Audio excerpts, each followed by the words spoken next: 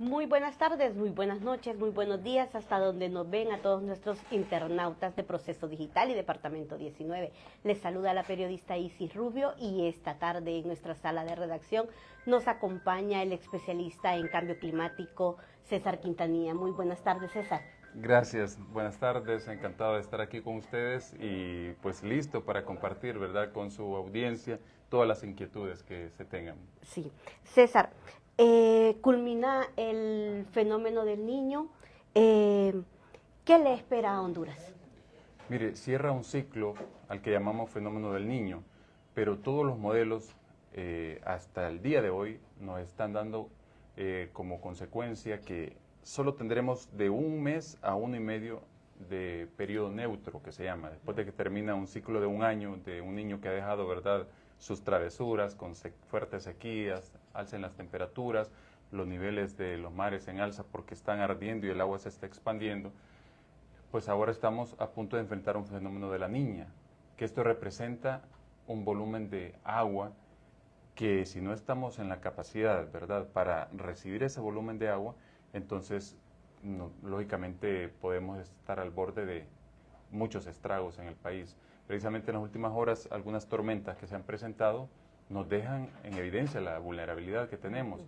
Y cuando hablamos del fenómeno de la Niña, y cuando hablamos que tenemos océanos calientes con fiebre, estamos a días, a 2 semanas de enfrentar la temporada ciclónica en la cuenca del Atlántico. Entonces nos aguarda una temporada con riesgo desde el inicio. Especialmente desde ayer las temperaturas subieron en el Mar Caribe, cercano a Centroamérica, a más de 29 grados. Esa temperatura es típica en septiembre, cuando ya se ha acumulado todo el calor, y por eso nosotros es que normalmente nos impactan los fenómenos tropicales después de septiembre, porque las temperaturas hasta esa fecha llegan a ese nivel. Y resulta que ahora en mayo tenemos las temperaturas que tenemos solo en septiembre, lo que quiere decir que desde que inicia la temporada de huracanes estamos en tremendo riesgo de que cualquier fenómeno que se forme no siga las trayectorias normales, sino se mueva hacia Centroamérica y ya sea directa o indirectamente nos afecte con fuerte actividad lluviosa que ahora mismo estamos añorando y esperando las lluvias, pero si llegan en exceso también nos afecta a todo. Sí. ¿Las temperaturas continuarán altas en lo que resta de mayo y hasta agosto? Sí, precisamente el fin de semana anterior se arrojó una cantidad de datos de Copérnicus, ¿verdad?, que es de la agencia europea y que tiene esta misión solamente de escanear y estar verificando todos los datos de la Tierra, de la atmósfera y todos los elementos que nos arroja Copérnicus, y al tabular esos datos nos indica que de junio a agosto vamos a experimentar un alza en la temperatura media global. Entonces ahí es cuando yo me asusto, porque si ahora estamos con temperaturas y ya con personas en nuestro país, tanto en la zona sur como en la zona norte, que han perdido la vida por golpes de calor, y si estamos hablando de un alza en la temperatura media global, hasta 2 grados por encima de lo normal, entonces sí es preocupante, porque quiere decir que ya estamos encaminándonos a lo que el panel científico de la ONU nos advirtió hace ya 15 años, que si no frenamos las emisiones de dióxido de carbono a la mitad, a 2030, y a 2050 a cero, que nos preparáramos para recibir hasta 6 fenómenos extremos por año, cada país.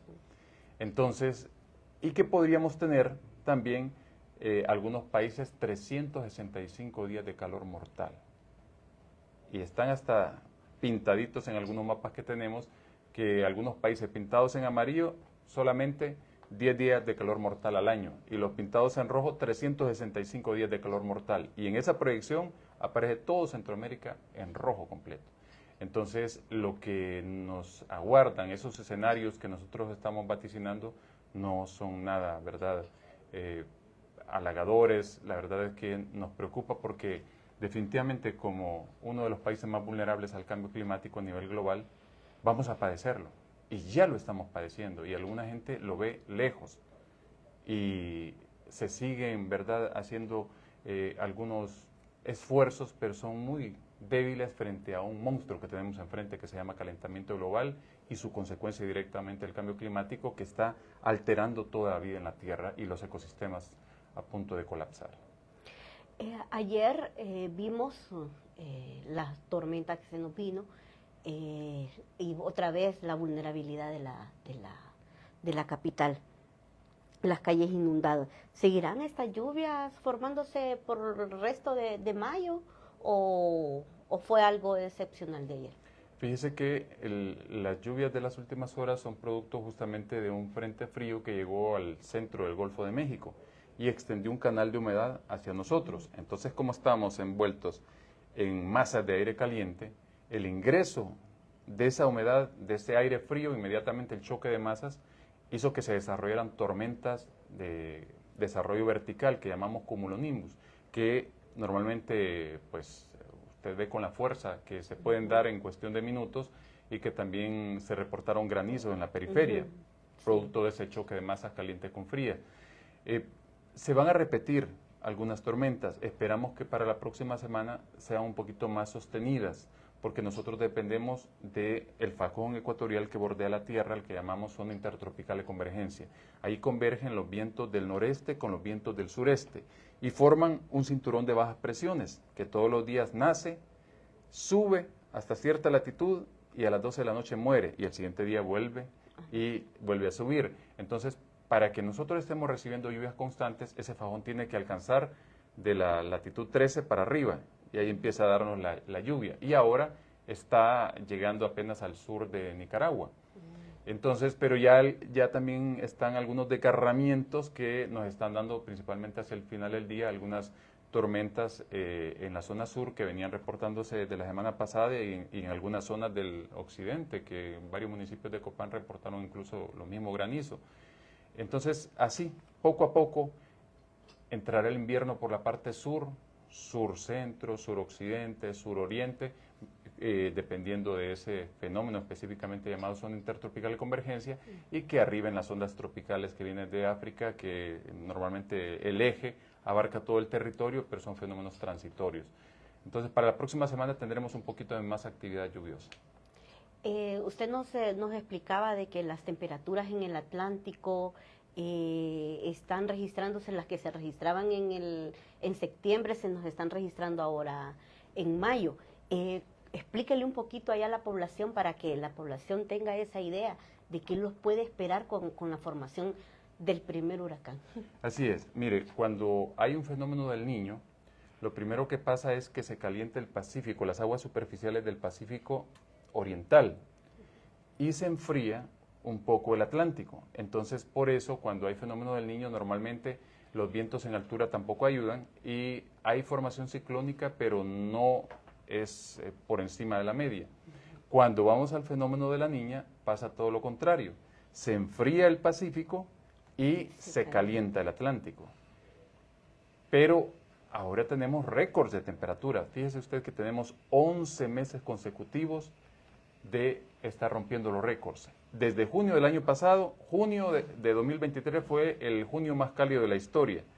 Luego de junio fuimos a julio, el más cálido de la historia, y así sucesivamente hasta que el recién mes de abril que dejamos atrás se convirtió también en el mes número 11 más cálido de la historia, de forma consecutiva.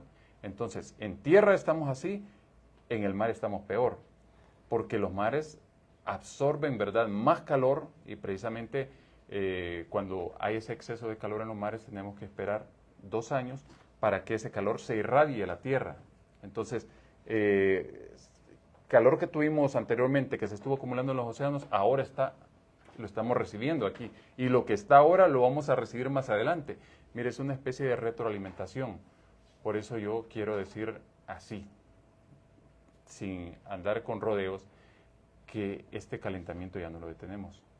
Y no porque lo digo yo, porque la parte científica ya lo concluyó. Porque entre más se calienta nuestro planeta, entonces hay mayor evaporación.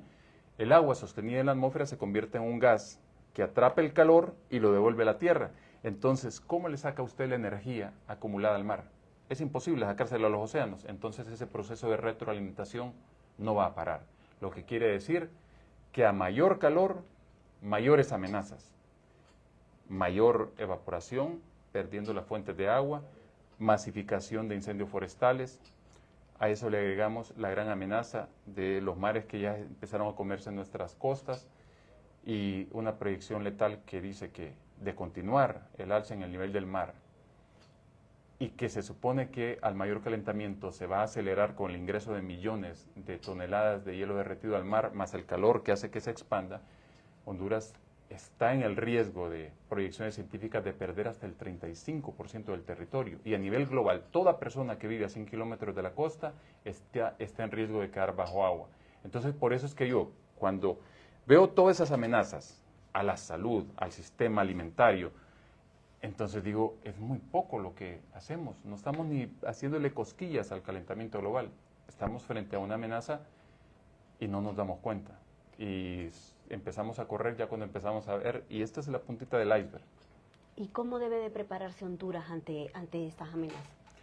Mire, nosotros hemos firmado el Acuerdo de París y lo hemos ratificado. Frente al Acuerdo de París están todos los países del planeta. El acuerdo lo que busca es mantener la temperatura a nivel global que no supere los 2 grados en relación a la era preindustrial y que haciendo esfuerzos máximos que lo mantengamos en 1.5, pero resulta que ya estamos casi llegando al 1.5 y que todo parece indicar que nos vamos a ir a 2 grados. Si nos vamos a 2 grados, ¿qué va a pasar? Que para que la gente lo entienda, así como nuestro cuerpo humano tiene el corazón, el hígado, los pulmones, entonces así es la Tierra. La Tierra está compuesta por órganos que dan la vida en la Tierra, ecosistemas, pero todos están, ¿verdad?, así en un tejido, ¿verdad?, entrelazados. Y si uno colapsa, colapsa el resto. Es decir, si a mí el corazoncito se me arruina, aunque tenga bien el hígado y lo demás, también muere. Eso es lo que puede pasar con nuestro planeta, con ese supercalentamiento. Entonces, por eso es que lo describimos así, para que la gente entienda la amenaza y la crisis climática que estamos enfrentando. Entonces, ¿qué debe hacer Honduras? Frente al Acuerdo de París hay 2 palabras: adaptación y mitigación al cambio climático. ¿Qué es mitigar? Reducir las emisiones que están calentando el planeta. ¿Qué es adaptarse? No es cruzarse de manos y solo aguantarse los golpes, no. Adaptarse es hacer acciones para sufrir menos, es decir, atajar las consecuencias. Entonces Honduras, como no es un país que realmente sea uno de los mayores emisores, apenas emite 0.05% hacia la atmósfera, pues tiene que aligerar el paso para adaptarse. Si ya, por poner un ejemplo, ¿verdad?, si ya sabemos que vamos a tener un año con mucha lluvia, aquel productor que normalmente pues está sembrando cultivos que no son resistentes a las inundaciones, entonces que no lo siembre, que busque otros cultivos que sean justamente para ese año. Esa es una medida de adaptación. Si ya se nos está introduciendo el mar en esos sectores, el gobierno ya hubiese corrido a hacer algunas acciones para ir a la altura de que si el mar me está creciendo estos milímetros, nosotros estamos respondiendo con esta infraestructura, ¿verdad? Porque si no se hace, de repente la gente está asustada en diferentes comunidades de la zona norte, por lo que ve, dice, ya no va a llegar a la calle aquí de la comunidad, pero no imaginan toda la erosión que va por abajo, que de repente toda la comunidad va a ser arrastrada.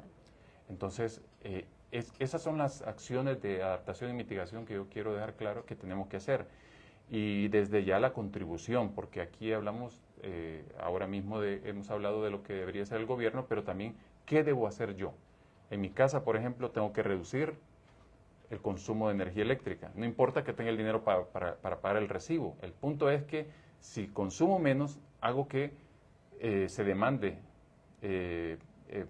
menos energía y con eso se quemen menos barriles de petróleo, porque sinceramente todavía nosotros con el tema de la energía pues dependemos de las energías térmicas y son miles de millones de barriles que se queman para ofrecernos esa energía y con eso estamos contaminando. Entonces, con una reducción de consumo de agua, de energía, de productos que vienen desde lejos, porque hay veces que por andar de petulante nosotros vamos a un supermercado y decimos, me voy a llevar este queso que viene de tal lugar, pero ese queso tiene una extensa huella de carbono solo en el transporte desde donde vino, y usted lo lleva a su casa y se lo come en un día y se vuelve cómplice de todo lo que traía ese producto. Entonces ahora, por ejemplo, en Europa, cada empresa está obligada a calcular la huella de carbono, todo lo que se gastó para que ese producto se fabricara.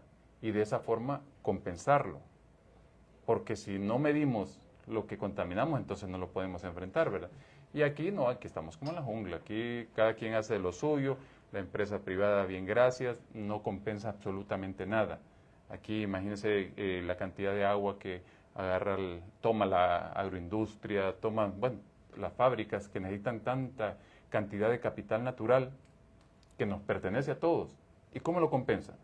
No lo compensan. En Europa, si usted toma un vaso del río, agarra agua y se la bebe, es para consumo, no hay problema. Pero si lo hace para negocio, tiene que compensarlo 3 veces, porque es el capital natural que nos pertenece a todos. Entonces, por ahí ve el hilo, ¿verdad? Que todos tenemos que asumir la responsabilidad. Nosotros en casa, integrándonos también a labores de reforestación y otras, y la empresa privada asumiendo su verdadera responsabilidad, no solo esa responsabilidad empresarial para no pagar impuestos, no, es la verdadera responsabilidad social, ambiental, y el gobierno como tal tomar el tema con la magnitud y en la seriedad que merece.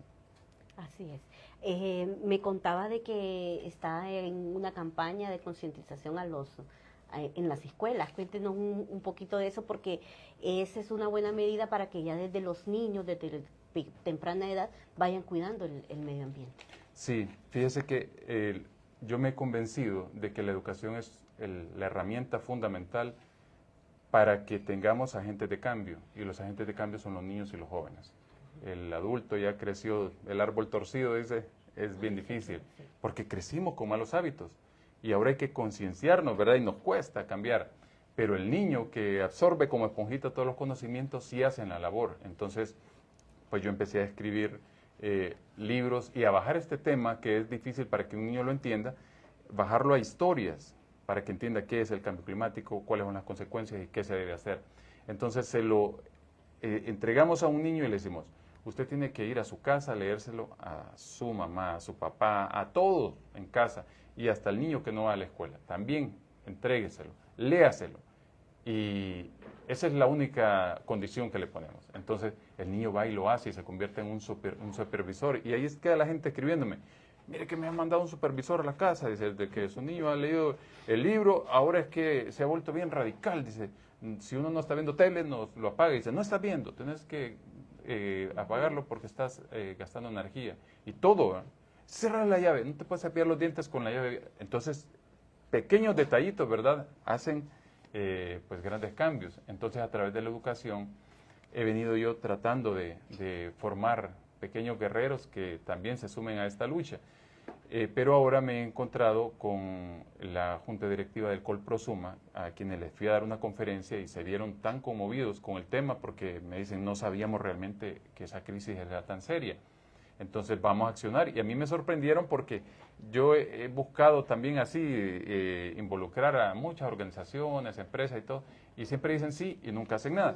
Pero ellos inmediatamente la misma semana me llamaron y me dicen, César, ya hablamos, me dice, y pedimos las autorizaciones, vamos a ir a reunirnos con todas las autoridades de la zona sur, con el distrital, con los directores y todo eso para bajar hasta los niños y jóvenes y tener las autorizaciones correspondientes. Pues ya hicimos esta semana, hace 2 días, pensamos en iniciar en la zona sur porque por ahí entró el corredor seco, ¿verdad? Que los suelos están desertificados y estamos perdiendo cantidad el suelo que es vital, ¿verdad?, para nuestra vida, para nuestro alimento, para la biodiversidad, y ya empezamos a hacer una incursión ahí y se causó un gran impacto en Choluteca y en Nacaome, y luego ayer lo hicimos aquí a nivel de todo el Distrito Central, y así vamos a ir avanzando, pero de forma acelerada, para que a la par de la educación pasemos también a la acción, ¿verdad?, porque estamos frente a una crisis y es necesario hacerlo. Bueno, César, le dejo las cámaras de Proceso Digital y Departamento 19 para que envíe ese mensaje para que la gente tome conciencia de lo que nos puede pasar en el futuro. Así es, yo quiero enviarles este mensaje de que nosotros, como ciudadanos, cada uno, habitantes de este planeta, vivimos en una casa común, en una sola casita. Y esa casita, hoy, que es 2024, ya la hemos devorado en sus espacios naturales en un 67% y solo quedan por enfrente disponibles un 33% que tenemos que conservarlo y abrazarlo porque son los recursos naturales de los cuales depende la vida de nosotros y de las nuevas generaciones. Entonces, qué momento de asumir la responsabilidad social individual, que hemos explicado cómo hacerlo en casa, la responsabilidad social empresarial, compensando, ¿verdad?, por el capital natural con el cual se llenan los bolsillos, y a los gobiernos locales y nacionales también asumir esa responsabilidad social gubernamental. Y si nos vamos a ensuciar las manos, pues que sea por la tierra. Gracias. Gracias, César. Esta y otras entrevistas puedes seguirlas a través de todas nuestras plataformas digitales. Pasen todos muy buenas tardes.